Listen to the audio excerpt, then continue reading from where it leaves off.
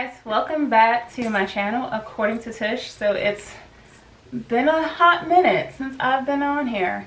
Thank you so much for all of the love and support that you guys have been sending me through my comments on here, as well as sending me messages on my Instagram. I really appreciate it. I'm so blessed to have you guys. Thank you for the feedback that some of you have been giving me, because some things like I just clearly didn't think of. If you're new here and you're like, what the heck is she talking about? The last video I posted was a video talking about me being diagnosed with infertility, and a major portion of that just being my levels, and pretty much that my egg count is, you know, pretty close to non-existent. So I just want to make sure that I jumped on here and give you guys an update. I finally went back to writing on my blog posts. Today is my 40th birthday. So I put out an update on my blog. I didn't go into details because, of course, this is the platform that I talk about my journey trying to conceive. So I just went over some other things on there, as well as just letting my readers know. For those of you who follow my blog, and you already know what I'm talking about, but just to let my readers know, like, why I've been MIA. You guys who've been here with me, you know why I've been MIA. I do want to thank all of my new subscribers. Like, you guys are wonderful that you subscribe, and you like, this girl ain't put out a video since April and I'm still subscribing. Thank you guys so much for the love. Like, that meant so much to me to see that I still have people signing on to follow me on this journey. And of course, my goal here is not just for me, it's really for you. Me having videos to go to, me having your feedback has helped me, and I just want to make sure that I am sharing my journey as a living testimony for whoever else is out there dealing with unexplained, explained, known, unknown, any forms of infertility. So what's been going on with me? Y'all, my whole life has been really rocky and shaky lately. I have really just been trying to live in a moment. Of course, becoming a mom is still there for me. Like, it's still in my heart, but I have put it in the back of my head just so that I can live my life. Having that devastating news, really just, I became depressed. Having that news and then going to work the next day, y'all, the next day at work, I had to deal with disrespect and being attacked verbally by students. And I was just like, Lord, like, what is up with my life? Like, I questioned my life. I was like, what is my purpose? Why am I even here? Because nothing right now is making sense. Then went over to spend time with my boyfriend, and he started going crazy, and I was just like, okay, I'm done. I'm checked out. I am done. How much more can I take? But the Lord will not give you more than you can bear. But yeah, so how have I been dealing with it? Like I said, I've kind of been putting that on the back of my mind, like it's still there, just to try to be happy.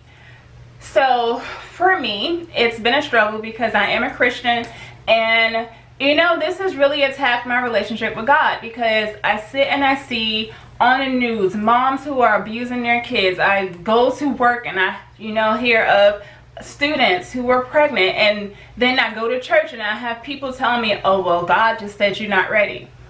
When did God ever say that you weren't ready? Read the Bible. Most of the people, if not all of the people that he assigned tasks to, were not ready for those tasks.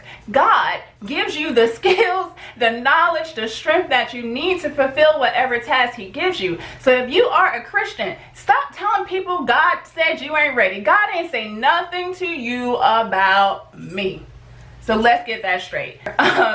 So yeah, I've just been trying to just put that on the back burner, and it's just try to be happy in the moment, because let's be real, we don't know if it will ever happen for us. Like, we don't know. We see stories of people. There's a lady that I follow on Instagram who, you know, had breast cancer, who's a survivor, who went through chemo, of course had problems because of the chemotherapy, who's now pregnant. And it's just like, wow, like if you talk about a miracle, like that's a miracle. And I sit and I look at her and then I try not to compare, but of course that's what we do, we compare ourselves. And I'm just like, okay, well, if it could happen to her and she went through chemo and we know what that does to your reproductive system, then like there's a chance. However, I'm a lot older than her, but there is a chance, you know. So for me, I'm just trying to stay faithful. I do have my surgery scheduled for my laparoscopy on July 3rd. Found out when I went to talk to the specialist about the surgery that when they go in to remove the cyst, the endometriosis that's on my ovary, that depending on how sticky it is, because they're sticky, that it could actually cause part of my ovary, which means part of my reserve eggs. We already know that I don't have that many left. It could take some of that with it. When they remove it, like some of that could be removed as well. And for me, I was just like, okay, that was devastating. My heart just jumped out of my chest. At the end of the day, I haven't been successful getting pregnant thus far. So for me, it's kind of like, really, no, it's not a lose. Like there's no loss there. So it's like if that happens and I can't get pregnant, at least I tried. But if that happens and I get pregnant, at least I tried, you know. So it was kind of like, well, at this point I'm not losing anything, you know. If that happens, I'm not losing out on anything. I'm gonna do whatever I can do to try to make pregnancy success. But it is a grieving process, and that's what I want to really get to, and to go ahead and wrap up this video, because I feel like I've just been rambling because I haven't talked to you guys in so long, and I'm just excited to see you guys. Well, can't really see you, but you know what I mean. For me, it's a grieving process, and that's what I had to do. Like throughout those battles of depression for those weeks, I had to grieve. Like hearing why I've been infertile all this time, or not even infertile, because I'm still producing, I'm still ovulating, hallelujah, thank you Jesus. Why I have been battling with infertility all this time, because up until then it was unexplained.